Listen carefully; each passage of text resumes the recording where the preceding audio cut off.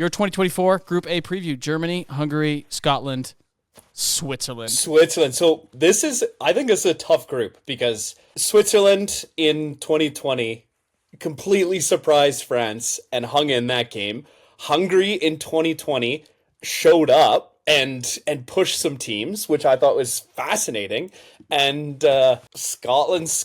So I'm kind of counting them out. Germany's a little bit of a wild card too because they're doing a little bit of the rebuild right now. If this was old school, it'd be pretty cut and dry. It'd be Germany, Switzerland, and then Scotland and Hungary battling it out for fourth. But I agree. The more you look at this, and the more I look into it, I think it's tougher to call. There's a lot of teams in here that you can't sleep on. No sleep. Germany's interesting because they haven't been great in the last few tournaments. I don't know if it's all. They've had a few crazy upsets in like the qualifiers and friendlies over the last year. Yeah, and then you toss in that quick goal in against France like 34 seconds into the game in a friendly. Like they're all over the place right now. Right? So you don't know what you're actually getting. It's a bit of a crapshoot. A little bit. And Neuer, is Neuer going to be fully healthy by the time it rolls around? Is he even going to be somewhat healthy, right? Well, he played this past week in Champions League, didn't he? I know, but what I'm saying is because he's 30, he's 38, coming off a serious injury, and there's still the rest of the season to go. Yeah. Granted, it's almost over. So, is he going to be fully healthy? Is he going to retweak it, right? Yep. There's still a chance. That's something. So you're saying there's a chance. So you're saying there's a chance. Yeah, so it's interesting. And then you got Hungary, like you said, with Szoboszlai, who I would love to see a resurgence of Hungarian football. How amazing would that be? It's been since the 50s. Yeah, since Puskás. Yeah. It's been some time. I would love to see a resurgence of Hungarian football, man. If they could just clean up that, and they beat England, and wasn't a slouch of an English team. Granted, they had Ramsdale in net, right? Yeah. But it was 4-0 yeah. in England. In England, yeah, that's what I'm saying is that you can't sleep on them. But I don't know. I think Switzerland, Jan Sommer can't carry that goddamn entire team all by himself. Yes, he can. Yes, he can. Xhaka's had a great year with Bayern Leverkusen, but I don't think he can translate that over to pulling them out of the group. So I'm going to be a little controversial. I'm going to go Germany-Hungary. Germany-Hungary 1-2? 1-2, yeah. It's interesting. That you kind of look at it, and Germany seems to be the clear-cut favorite for finishing first in that group. But again, I want to know what Germany's showing up, and it is a bit of a wild card. You've got a good mix of old and young, which I think is actually kind of the way to go. Yeah. I think that's when Brazil actually found a lot of their success, 2002. That was a good mix. Yeah. So you got Musiala there who can bring that spark, that energy, that creativity. Thomas Mueller is going to be Thomas Mueller. I am not worried about him at all. Kimmich is there. Defensively, I don't know where they're at defensively. I don't know if I trust. What is it? Is it Jonathan Tah? Is he their starting center back? Yeah, and Rudiger.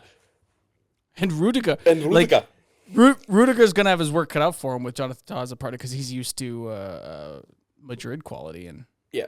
I mean, I don't want to knock Tah, but it'll be interesting to see. I would go... See, Scotland is interesting.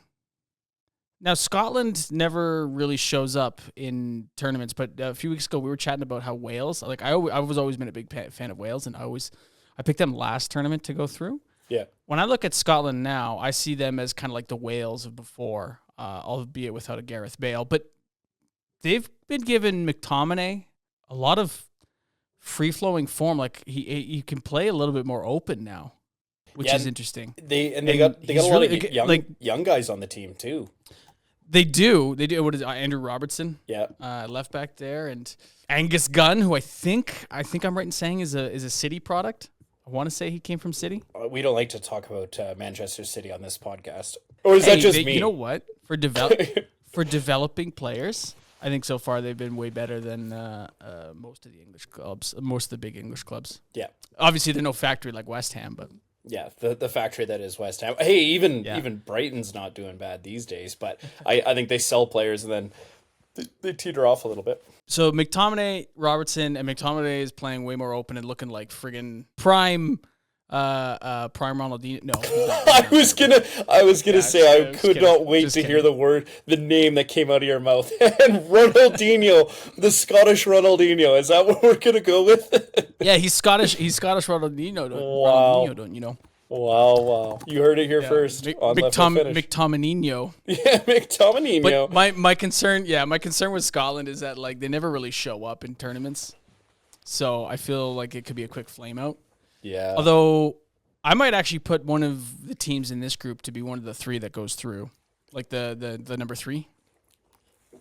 That's interesting. And then you've got Switzerland, and you're right, Jan Soma Jan Soma is back there, and group stage doesn't go to penalties, so what are we gonna? He's not gonna be able to shine there.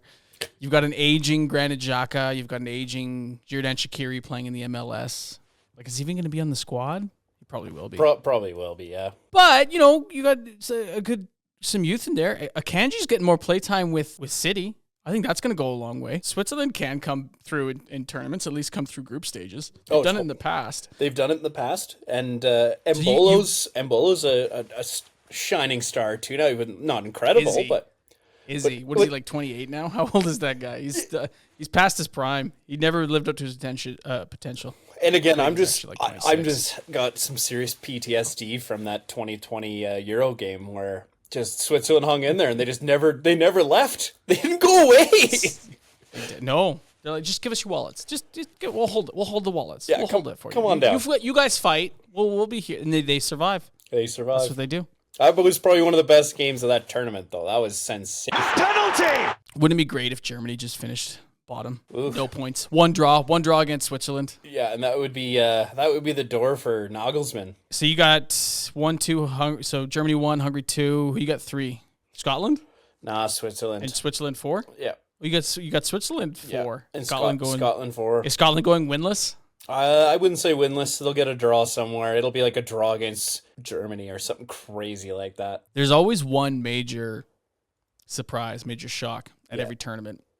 I don't know if it's going to be that one. Germany's it's in Germany this year, and they usually do pretty well on home. I think it's a safe bet to put them 1. I'll say I want to put Hungary at finishing first in that group. I really do. My heart wants to put Hungary there, but I don't think my brain will let me. Their qualifying group was like Lithuania and Bulgaria. Like Serbia was the toughest team, I think, that they played against. Mm. They beat Serbia, which I think says a lot. Yeah, they're a tough team to play against. Those games against Serbia, they're like a 1-goal difference game. I just wonder if there's going to be like that extra advantage for Germany playing in front of the home crowds. They did it in 06 up until yeah. If you look at that 06 squad, it's almost there's some similarities, right? There was that the young crop coming up in Podolski and Philip Lahm. But you had Klose, who was kind of in his prime there. Yeah. And more maybe getting closer to the tail end of it. And Michael Ballack, who was definitely at the end. And Jans Lehmann, who was at the end of his career. Yeah, Hitzberger. We had him on the team too. Yeah. Yeah. And Fritz. or Frimpong. You're saying Switzerland? They'll have the draw against Germany?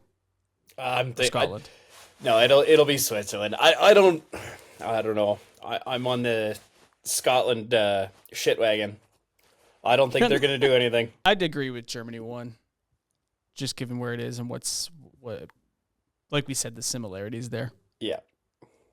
Although we've been burned by them before, because like I said, they've had a up and down year. You don't know which Germany's showing up. Yeah. Yeah, they're Scotland. They're a little all over the place. So, yeah, they can be absolutely clinical or out at the bottom of the group. I just don't know if Scotland can withstand. Like when I watch Hungary games, I feel like they come at you like it's waves and drone. Like they're there. They're pushing it. They're really they're like going after it and they attack. Yeah, but I was also watching some Scottish games and they're not scared. They're not shy. They don't like when they go up, when they attack, they attack. It's multiple guys in the box. I just think I'd put Hungary in a better position. Yeah, that's why I think the group is so interesting too, because like Switzerland and Hungary, you could even toss Scotland in there too. They don't have any superstars, and they play really well as a team. Szoboszlai. Yeah. Szoboszlai. Sabazla, I wouldn't, Hungarian. I wouldn't say Szoboszlai. he's a superstar. Like, sure, he's, He's full-on Hungarian superstar. Messi, but that's He's Hungarian Ronaldinho. Oh, yeah. Going up against Scottish Ronaldinho.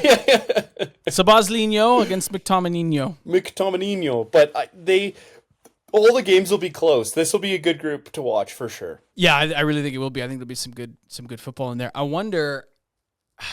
Switzerland for me. Switzerland's the enigma of like it can go one way or the other because they just tend to show up in tourneys. But aging group. I don't like. I know I said Akanji's getting playtime, but I don't know if Akanji's going to be the make or break for a Swiss team. Jan Sommer is pretty good. I'll say it. I'll say Scotland. Scotland is number 3. Ooh, They're going. Yeah, they'll go through. yeah. McTominay is going to have a hell of a tourney. That's all it takes. One player to have a good tourney. Yep, and it changes everything. Hungary 1, Germany 2. Scotland 3. Wow. I don't want to be the same as you. Yeah. I bet you if I actually build out a bracket, like if we do the money bracket, I'll definitely this will be different. But Yeah. Hungary 1, Germany 2, Scotland 3, Switzerland 4.